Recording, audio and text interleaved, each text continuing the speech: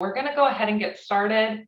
Thank you again, everyone, for joining us today. My name is Megan Beaudry. I am the Director of Education with You Have the Power. I'm so glad all of you could join us here today for the importance of trauma-informed care in domestic violence services and support. You Have the Power is a small nonprofit, and we are located in Nashville, Tennessee. Our mission is to empower those victimized by crime through education, advocacy, and understanding. We do that in several different ways. We produce documentaries that are available on our YouTube channel, and some are available through purchase. We also produce resource guides. Those are available free of charge to organizations and individuals. And both our documentaries and resource guides introduce topics and help increase understanding of those topics, and then increase awareness of how to respond to those topics. And the topics include domestic violence, elder abuse, sexual assault, human sex trafficking, child abuse, and navigating the criminal justice system, along with other topics of a similar nature. We also offer trainings and presentations like this one to communities, community groups, businesses, and individuals. And we offer curriculum. We have 3 different curricula that we offer: a youth impact curriculum, a victim impact curriculum, and then our most recently developed curriculum is domestic violence in the workplace. And it helps organizations understand how domestic violence impacts their organization and what they can do to respond to that and support employees who may be in a domestic violence situation. That's a little bit about You Have the Power. And today we're going to talk about trauma-informed care. And because it's Domestic Violence Awareness Month, we're going to focus a little bit more on trauma-informed care in relation to domestic violence. We're pleased today to welcome Christine Cowart. Christine is a duly certified trauma professional who has built a career in the field of human services policy with a focus on justice systems and services to families. Through this work and her personal experience as an adoptive mom and a certified adaptive sports instructor of almost 20 years, she has developed an in-depth understanding of trauma, its possible effects, and what can be done to change the story. Driven to share this information with the general public, Christine founded Cowart Trauma Informed Partnership and dedicates much of her time helping individuals and organizations implement trauma-informed practices. Thank you so much for being with us today, Christine. Thank you for having me. Glad to be here.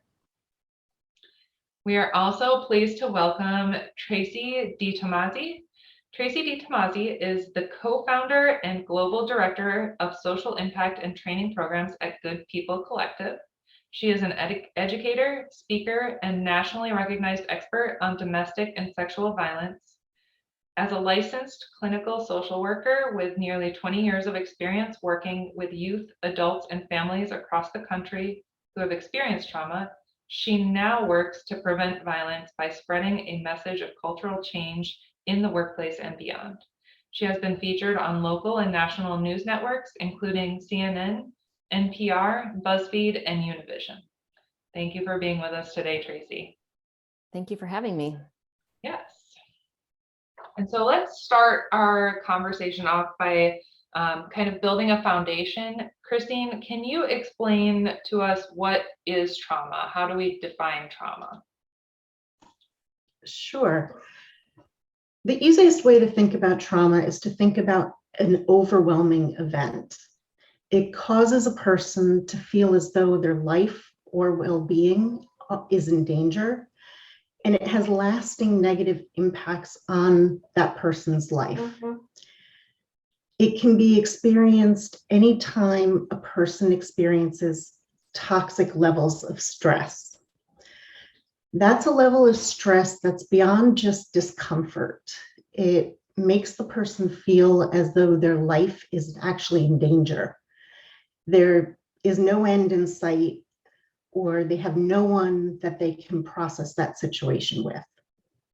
So trauma can result from a lot of different things. It can be our personal experiences, things such as accidents, or our home environments, which include abuse and neglect, or living with someone who has mental illness or becomes incarcerated. Lots of other things in that category. It can also result from your community conditions, especially when those prevent you from meeting your basic needs. So when we're thinking about community things that can cause stress, we think about things like racism through the structure of our society, poverty, poor housing. These are all conditions that lead to the breakdown of social networks, relationships, and positive social norms across a community. Trauma can also result from natural disasters. And when we think about this, we're thinking about things such as tornadoes and hurricanes and wildfires, even climate crisis. So the vast nature of the types of what could be traumatic is hard to really pin down because it's based on how the individual experiences them. And if you have already high stress levels and then an event happens, it could be very likely traumatic to you when someone else who has either better coping mechanisms or didn't have high stress levels to start is able to take that event in stride. If you look at evidence, it indicates that about 70% of our society has experienced at least one traumatic event. And once we realize that the prevalence of trauma in our society is so high, and we understand that it can physically change how a person interacts, it just becomes evident that managing a person's emotions and controlling their behavior isn't necessarily a choice. And we recognize that we have the power to mitigate the effect that these events have on individuals based on how we manage our interactions with one another. So our relationships can impact how a person responds to one of these negative events and whether or not it's traumatic in their life. Thank you. Tracy, can you help us understand then what are trauma-informed services or trauma-informed care, and how is that different from other services that service providers or organizations, businesses might provide to clients or employees? Yeah, so with trauma-informed care, there's 6 principles that are typically talked about. The first being safety, and then trust and transparency, peer support, collaboration, empowerment, and then humility and responsiveness. And so those are kind of the key principles that you can kind of dig into to get into trauma-informed care. And setting up those principles will really help your workplace, whether it's a domestic violence shelter or a social service agency or corporate America, because I do a lot of this work with large corporations as well, and creating that trauma informed workplace or trauma informed care or trauma informed leadership. And as Christine said, 70% of people are walking around with trauma. And so the people who've experienced domestic violence and are in a shelter are also working in your workplaces. The kids who were in foster care and experienced trauma are also in your workplaces. And so that's why I like to think about it, that it can be in any environment.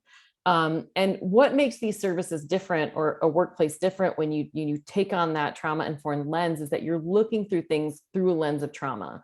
And then you're setting up the environment to reduce triggers and to reduce the trauma triggers that Christine had talked about. And it leads to better outcomes. So again, whether you're in a social service agency, a domestic violence shelter, or in a workplace, it can really lead to more productivity, more inclusiveness, and just a better overall workplace. One of the quotes that I like to use is from Alexander Den Heyer, and I don't think he actually used this with trauma-informed care, but it fits. And that is, when a flower doesn't bloom, you fix the environment in which it grows, you don't fix the flower.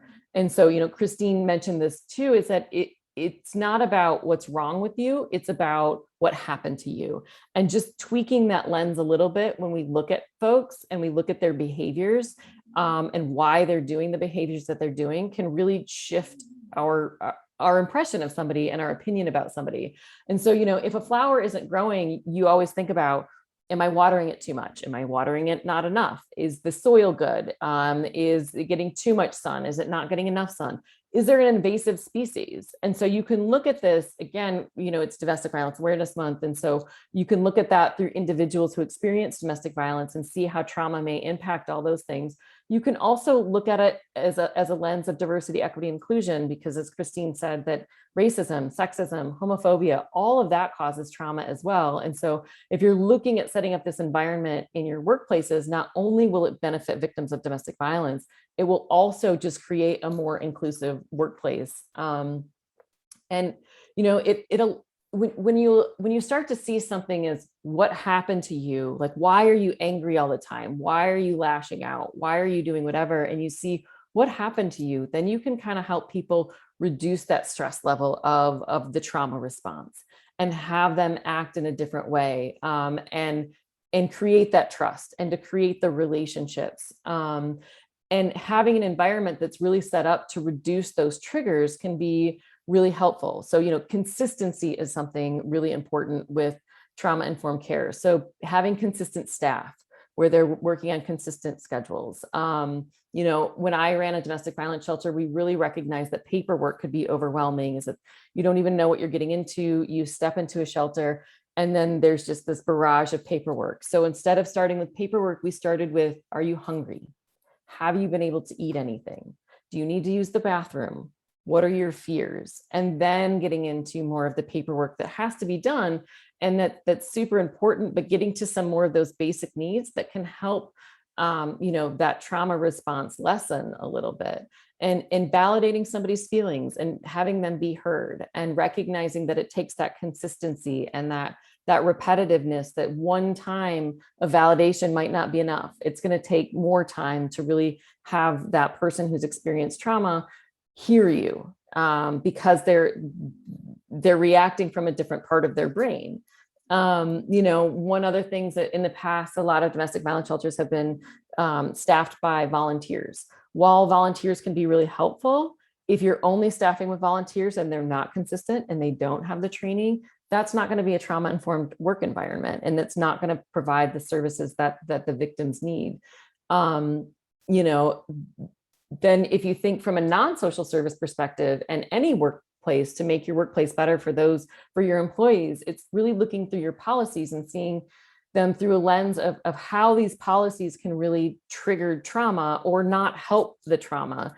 So in the case of domestic violence, abusers often attempt to make their partner late for work. Whether intentionally or unintentionally, that's the result. So what are your absentee policies? What are your tardiness policies? They might refuse to pick up the kids from daycare. Do you have flexibility to allow somebody to go pick up their kids from daycare when their partner doesn't do it? Maybe the abuser has kept them up all night, so they're tired a lot more, so they need a little bit more time. Your policy, you might not be able to be flexible, and that's okay. There's some positions where you have to start on time, but if you can be flexible, are you being flexible? You might be worried about people taking advantage of it, but maybe people are getting what they need if they can be 5 minutes late, 10 minutes late. A lot of employees require people to be in the office at 9 o'clock, but really things don't actually get moving until 9:30, because you get your coffee and you get your tea and you talk with coworkers. So if there is that level of flexibility, don't hold so true to the policy, because that might help people who have other stuff going on in their lives that need to be more flexible. And you can look at that when you return to a post-pandemic world of, are you working from home? Are you not working from home? And in the case of domestic violence, some people, their only respite is going into the office and going into work. And then for other people, it's way better to be at home because there's more control there, and they don't have to hide as many things to their coworkers. And so as you look at some of these policies of flexible work environments, are you factoring that in, and are you communicating that with your employees, because again, I'm talking about domestic violence, but maybe with COVID, you've lost a lot of family members. And so does your bereavement policy now account for the fact that family, it doesn't mean the same thing to everybody? You know, if you've been traumatized in the foster care system, maybe your immediate family that's listed on the bereavement policy isn't going to be helpful to you. And that's just going to be re-triggering that people don't see your family as family. And so maybe expanding that policy to be that you name your family members. You know, each employee gets to name who is family to them. And those little tweaks that really won't matter for a work environment can make somebody feel so much more included in their work environment. And again, so it gets to that DEI lens as well. Thank you. So we had a question come in the Q&A, and it goes back a little bit to the definitions and defining things. So I want to just pause and touch on that now instead of waiting until the end of the Q&A section. And the person is asking, as we think about the definition of trauma, could you talk more about how long-standing domestic violence impacts people, and how does that fit in with the trauma definition? And so I think it might be helpful to kind of define what domestic violence is, and then explain how those fit together. So a lot of things I was going to answer in my next question will be answering this question as well. But if you want to think about domestic violence as any kind of force or coercion or really violence within a relationship that is intended to control your partner. And this can be in the sense of both physical violence, sexual violence, but it can also be in means of abuses of the relationship, like maybe maintaining extra control by having a constant watch on your partner to the extent that you're having their passwords to all of their accounts and checking up on them, and requiring them to check in with you so that you always know where they are and you are able to really have that constant watch and control, so that there's a power dynamic going on there. And Tracy, Megan, you may want to fill in some more around the actual definition of domestic violence. I know of it more as a concept than as a defined. Yeah, I can add to that. You know, domestic violence is really about a pattern of power and control. And so it becomes about controlling the victim in different ways. And a lot of times it's beyond physical. So a lot of times people think about domestic violence as physical abuse, which is definitely part of it, but it starts with, you know, emotional abuse, and it can be sexual abuse, but it can be psychological abuse, and that controlling and that manipulation and that isolation. And so when you're thinking about long-standing domestic violence, where it's not just one physical incident, it's that it changes a person because they're constantly on edge. They're constantly feeling like they're not worthy of, you know, maybe I'm stupid, maybe the abuser's calling me names and treating me with that I don't have any self-worth. So that impacts me at a lower level, but it's a constant level. So, you know, I like to think about trauma as you flip your lid. So you stop processing from that rational part of our brain, which we could get into this whole, you know, neurological type of component. But when you get that surge of emotions and you're not really processing from that rational part of your brain, and you get the surge of like adrenaline and cortisol, and if that doesn't go away, it's always kind of in you. And so it always impairs your judgment. And then you makes it question, you question that. And then triggers kind of add to that, and you question more. So, you know, most relationships that are abusive don't start in the first couple of weeks of I'm hitting you, and it's this big incident. It's a gradual increase, and you just kind of keep turning up that flame. And because you just keep going inch by inch, you don't recognize that you're in it, which can have an even bigger part of it. But that is definitely a trauma response, and that low level chronic can be just as bad as one incident, and sometimes worse, because you can't identify one massive thing that's wrong. Because we question that, because so many people think trauma is just one incident when it can be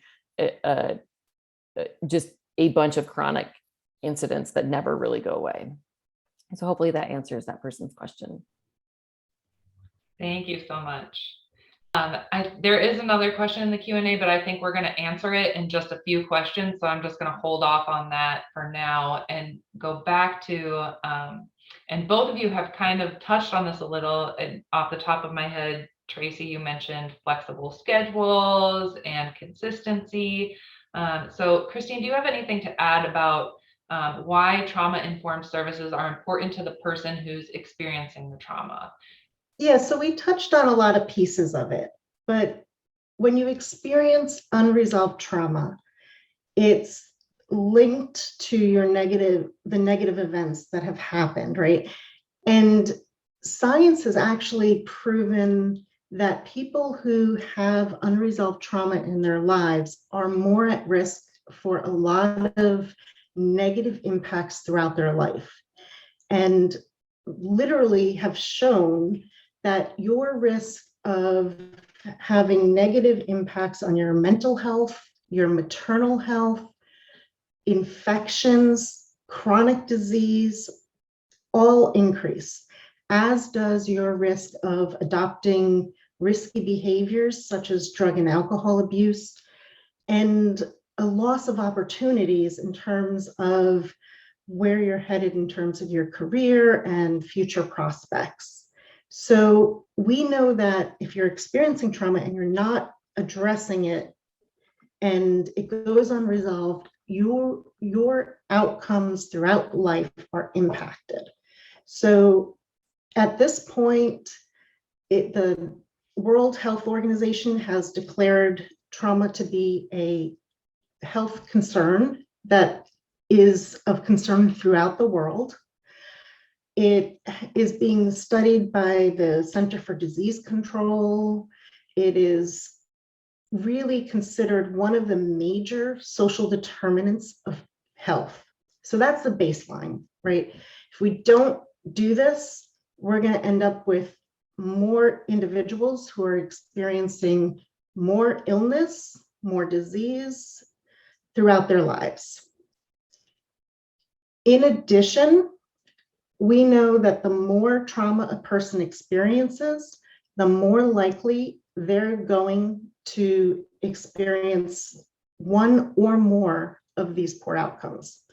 So if you have more traumatic experiences in your life, your outcomes are likely to have worse outcomes. So they call it a dose response. Typically, people operate within a range of emotions that we refer to as the window of tolerance, right? You can get excited, you can be calm, anywhere in between. Tracy used the word trigger when she was talking. Well, when a person experiences a traumatic event, their responses to things that happen can go outside of their normal window of tolerance. And they can get stuck outside of that normal window of tolerance. And that's when we see a person's stress response to an incident. That can be on the high side, where we're seeing a person experience hypervigilance, anxiety. They tend to be quicker to react to things.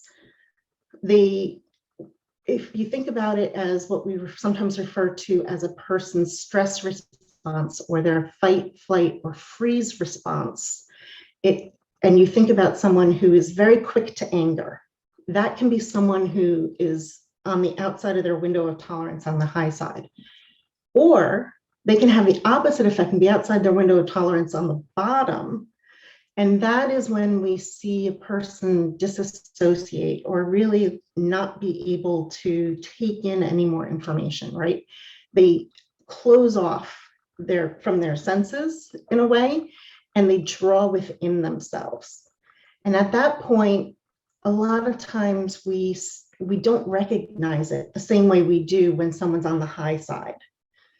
What this means is that people tend to be not in control of their behaviors that we're seeing, because as Tracy said, you flip your lid, right? Which she was referring to is you're not really able to make rational choices about your behavior.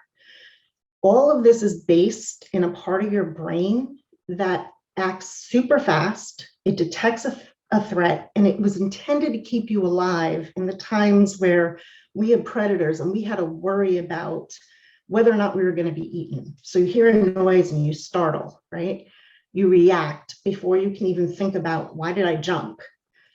Well, it's because, similar to a deer in the headlights idea, when something happens that endangers you, your body is wired to react.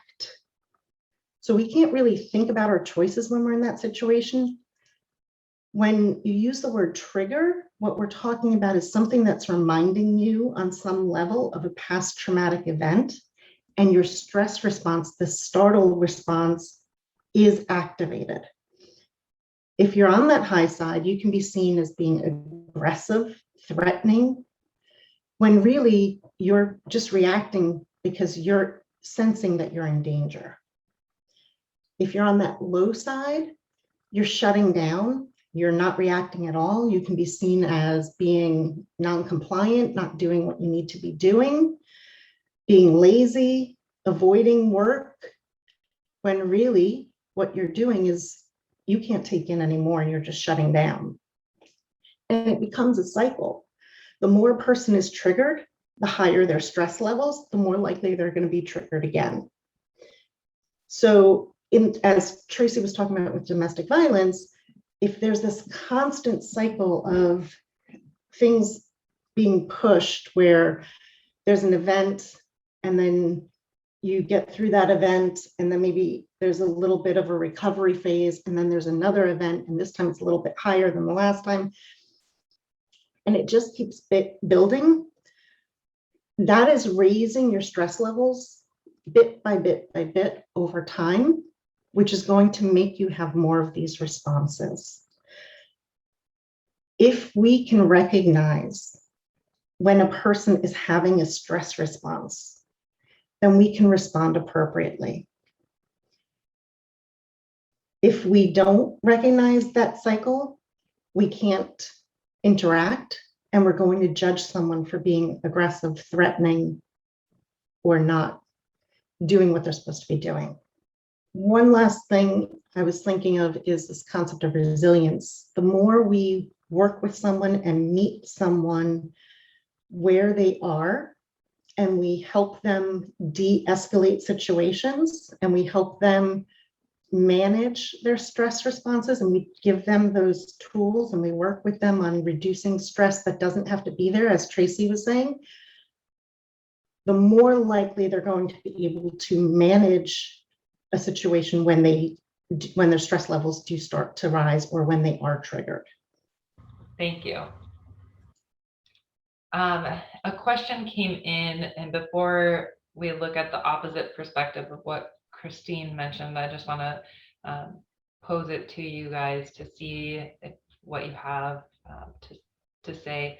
Attendee asked, can you talk about complex or cumulative trauma in relation to domestic violence and how that might look different, or if it looks different, and what might be some symptoms that someone could recognize? I think, trauma can look different in anybody, so you have to take into consideration your culture, how you were raised, what behaviors were survival for you at that moment. And so it could look different. It could look the same regardless of the complex or cumulative trauma. I think that because our society doesn't really understand or appreciate how cumulative trauma can impact people, there's more of a stigma about that. And so, there's a really great quote by, I think his name is Resmaa Menakem. And he says that trauma in a person decontextualized over time looks like personality. trauma in a family decontextualized over time looks like family traits, and trauma in a people decontextualized over time looks like culture. And if you just get to that first one where trauma in a person decontextualized over time looks like personality, to me, if you have more cumulative trauma, then it seems like that's just their personality. And so if you've been in a domestic violence situation, maybe you grew up in a home that had domestic violence, and then the adult person now is in an abusive situation. That just becomes more trauma, and it looks more like a personality of like, you're just an angry person. You just have a short fuse, and we explain that away a lot more. But I think that both can have the same symptoms. The causes might be different. The treatment might be different. But if you set up a trauma-informed care environment, it would be the same regardless of how that plays out. Hopefully that answers that person's question. Thank you. And so, Tracy, can you help us to understand, we talked about why trauma-informed services and care are important to the person who experienced trauma, but help us understand a little bit more, or summarize, because I know we've talked about it a little, about productivity, and I think there were a few other things mentioned, but why are trauma-informed services or care important for the service provider if they're in direct service with domestic violence victims, or for a business who has employees who are coming into the workplace who have experienced trauma? Mm-hmm. Vicarious or secondary trauma is real. And so basically that means is that when you're working with people who've experienced their own trauma, you tend to take that on. So the mental health professionals, a lot of times, or healthcare professionals, or police, or firefighters, or anybody that's in an environment like that, who are dealing with people who've experienced trauma, can take on that trauma and then have a trauma response that's similar to that. So a lot of people also who work in domestic violence shelters or work in social services do so because they have experienced these things and they want to give back. And so they come from a place of trauma anyway. And regardless of that, 70% of people have trauma. So you have it twofold of you're hearing it all the time, you're dealing with it all the time. And so when you set up these environments, it can be really helpful for the advocate and the service provider, because it's going to reduce burnout. It's going to reduce turnover. It's going to give you better program outcomes, and which, creates a cycle of better grants and better funding and all of that. And it becomes a more inclusive environment for your staff and your employees to work in, when they know that the organization recognizes how difficult these positions are. Social services don't pay a whole lot of money. Nobody's in a nonprofit to make money. And so when you're going into a nonprofit day in and day out, and you're not making a whole lot of money, but you really want to do good work, the more trauma-informed your organization is, the more you're going to not feel the impacts to your own mental health, which when you have impacts to your own mental health, you're not giving good services. And so it just becomes this cycle and this chicken and egg concept of, if you put these services in for your staff and your employees, you're going to get better results for the people that you work with. And beyond the social services, if you're just in corporate America or some other nonprofit that's not dealing with social services or trauma, it really helps through a DEI lens. It helps create a psychologically safe organization, a physically safe organization. You're more proactive versus reactive in dealing with things that may come up. There's more trustworthiness, there's more transparency in those organizations, and all of that helps to better team dynamics, better communication, better understanding, better productivity, and all of that. And so it's really beneficial to anybody to really start to look through these lenses, because then supervision becomes better and managers become better. And the one part that I don't think that we've mentioned is that with trauma, when you think about bullies or abusers or people who are discriminating against people in the workplace, or the people who are sexually harassing people hurt people. And so if you're not dealing with the trauma of the bullies and of the offenders, they're going to be in your work environments too, creating more toxicity and more chaos. And so this will help reduce that from that side, not only the impact of the victims and the advocates. great point. Thank you.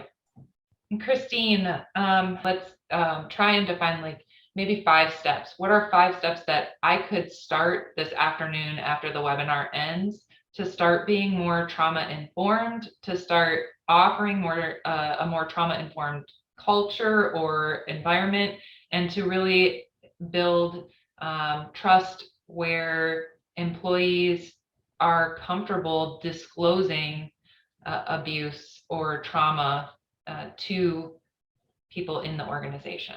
Well, the very first thing, and it sometimes surprises people, that the first thing you can do is just to really build strong relationships with the people you work with, both within your staff and your clients. Because the best thing you can do to help someone build resilience is to create positive relationships. These relationships and experiences have been shown to be the most effective way to help someone rebound from something that could otherwise be traumatic. And even if a person's not actively focusing on a specific event or on something that happened to the individual, relationships have a way of buffering their effects, the effects of negative events, because it helps lower a person's stress level. And once someone's stress level comes down, their system has a chance to rest, they're less likely to be triggered, they're less likely for an event to have lasting effects. So the number one thing is invest time in getting to know your staff and forming relationships with your clients. The second thing I would say is to make sure that your services are provided in an environment that's not only physically safe, but also emotionally safe to the people receiving them. So this means that you're not just making sure that your building has whatever safety features in it that can provide someone with a level of comfort. You're also focusing on those interactions that are taking place. It's essential that program rules are fair, consistent, and transparent, and that services are predictable, because this builds trust. And unless a person feels that they can trust you, they're not going to feel safe in that environment. It's also important that we empower survivors, right? We have to recognize that survivors feel as though they've lost power over their own lives. They may also be recipients of coercive treatment. A lot of people have to enter programs so that the state will provide certain services, or so that the state won't get involved in things such as taking their children into custody, for example, right? People may feel as though they lost agency over their own life. In domestic violence, where the survivor has been through many cycles of the perpetrator exerting more control over their life, they're going to need to feel as though they can start taking back agency. So if we can see ourselves as facilitators and let them have as much choice and control over their services as possible, we're providing them with opportunities that they can get through and start recognizing that they have power and they can take that back in their lives. Another thing we can do, and Tracy touched on this, is recognizing that vicarious or secondary trauma is real.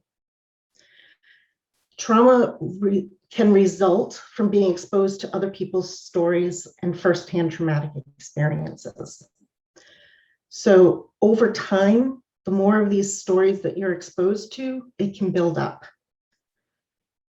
This is called either secondary or vicarious trauma, and it leads to a loss of productivity, decreases morale and quality of services.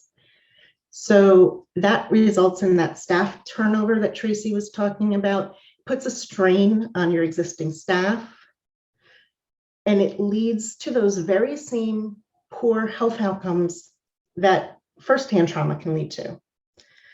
So we need to counteract that. And a lot of corporations and a lot of social service organizations put a high emphasis on staff self-care. And that's great because it's important. We need to do those things for ourselves. And by taking those, visibly taking measures of self-care, we're demonstrating to both clients and staff that this is important and they need to be doing it. But it's also important that organizations realize that it's not just the employee, the staff's responsibility to exercise self-care. The employer needs to support staff, and that can be in the form of supportive supervision, where an individual can come and say, I'm really struggling with this case. How can I get through it? I need help. I need guidance. And they don't have to feel like they have all the answers or that they're going to be judged for coming to ask for help. It also includes guidance, providing guidance to family members on how they can better support staff, and access to wellness programs, gym memberships, support groups, employee assistance programs, affordable mental health services. And I would say the fifth thing that they could do right out of the gate is to remember that every member in the organization needs to be trained on trauma-informed services. They need to be able to realize the impact of trauma and how people can recover. They need to be able to recognize the signs of trauma in individuals so that they can respond to people showing the signs of a stress response in a way that integrates that understanding. And they need to resist situations where they might re-traumatize or trigger someone who's affected. In this response, we need to make sure that whatever we're doing is in place for everyone. We don't want to be singling out people for special consideration. This needs to be a form of universal precautions, like when a doctor puts on gloves with every patient because they don't know what might happen in a situation, in any given situation. We need to take universal precautions with the way we're interacting with staff and clients by making sure that we are really providing both self-care measures and support and strong relationships across the board. We're going to make sure that anybody who has experienced trauma is going to get the benefit of that, and anybody who hasn't is going to get the benefit of that. And there's nothing wrong with that. But at least this way, we know we're hitting everybody and we're not missing anyone. I also just want to throw out there, the reason why I say everyone in an organization needs to be trained is, and not just social workers or people who have certain direct contact, is because you never know who's going to be the person who can form a relationship that really builds the connection that supports someone. So, and you also never know when an interaction is going to take place that might trigger someone. So literally, I believe that everyone, regardless of job duties, needs to be trained. Thank you. So we are entering into the last 10 minutes of the webinar. And so I'd like to just give a moment. I'll start, Tracy, with you and just ask first, what your organization offers that may be helpful, the services or resources that you're providing, but also if you know of any resources or services available online or in person to get more information about providing trauma-informed care, but also about providing just support to someone who may be experiencing domestic violence. And then once Tracy's finished, Christine will offer you the same opportunity to share all three things. And then I'll come back on to just close it. So. Yeah, well, my company, Good People Collective, we do a lot of trauma-informed trainings in a lot of different capacities. So we have a trauma-informed allyship training, trauma-informed, implementing trauma-informed in your workplace, trauma-informed leadership, to really get to these concepts and put them with different examples. And so feel free to reach out to me if you're interested in any of that. I think Also, what we can help people do is create domestic violence policies, because I think to your question of if somebody comes to you and they've experienced domestic violence, it's so much easier to react if you have a proactive solution as a policy. Because as Christine said, you have to, it's a universal precaution. And so you need to have the same thing happen for everybody. It's also recognizing your boundaries, that if you think somebody's in a domestic violence situation and they don't want to tell you, then it's not your job to push, because you have to know your boundaries. You have to know that you cannot be an expert in domestic violence if you're working at an insurance company. And you have boundaries to that, because intervening in certain ways can actually cause more harm than good. And so you can call a hotline. As an HR person, as a manager, call a hotline and get some advice. Any of the domestic violence hotlines will be willing to do that. But again, it's about getting those policies beforehand, so you know how to handle them. And all the things that Christine had mentioned, because all of those are really important in helping somebody create a safety plan and making sure your benefits account for mental health and mental health care, and your policies are allowing people to take a couple hours off of work to go get therapy, and the domestic violence trainings and all of those, to really signal to people that you do understand and that you're going to be able to help them, because 99% of victims report financial abuse. So that all goes into the workplace. And a lot of times people don't leave because they can't afford to, or and their abuser has also created this narrative around, if anybody finds out, they're not going to like you as much. There's a weakness that in our society about what it means to be a domestic violence victim, but anybody can be a victim. And I also think just one other piece is that when we're talking about trauma, we also have to recognize that men have a harder time processing trauma because of our society, not intrinsically, not biologically, but because of the pressures of men not wanting to feel weak and the toxic masculinity that comes along with that. There's a lot more issues with that. And so when you're thinking about this and you're only shaping this for women, you also need to make sure that you're shaping it for men, because men are also victims of domestic violence. And even if they're not, they also have trauma.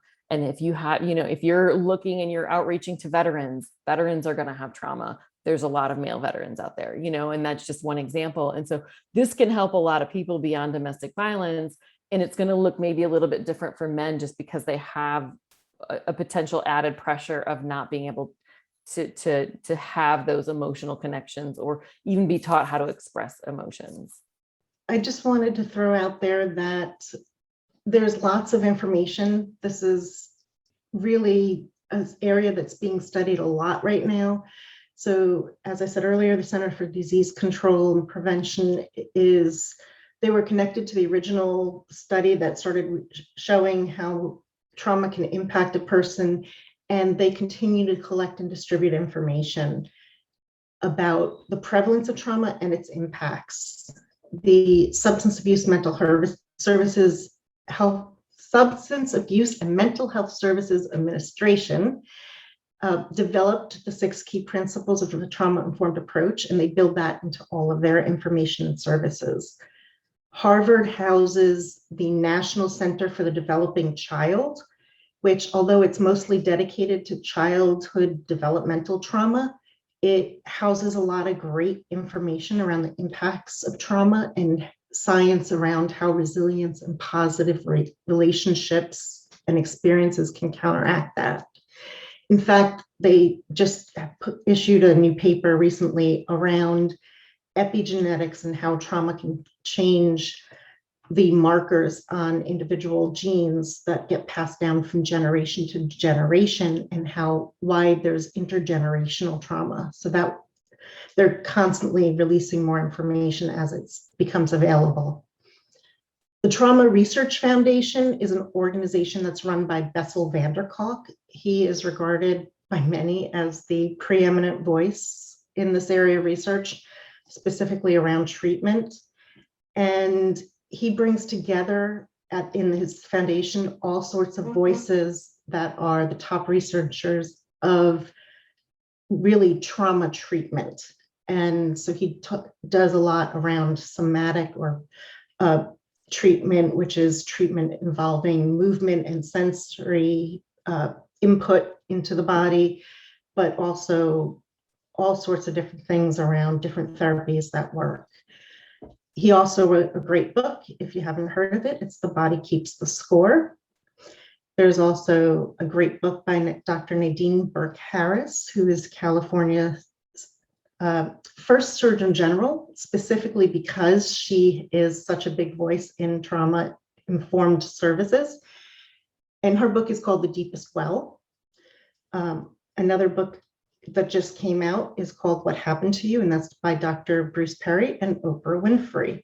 So those are three great places to start. My organization, Cowart Trauma Informed Partnership, really is there to help organizations implement and transform service delivery.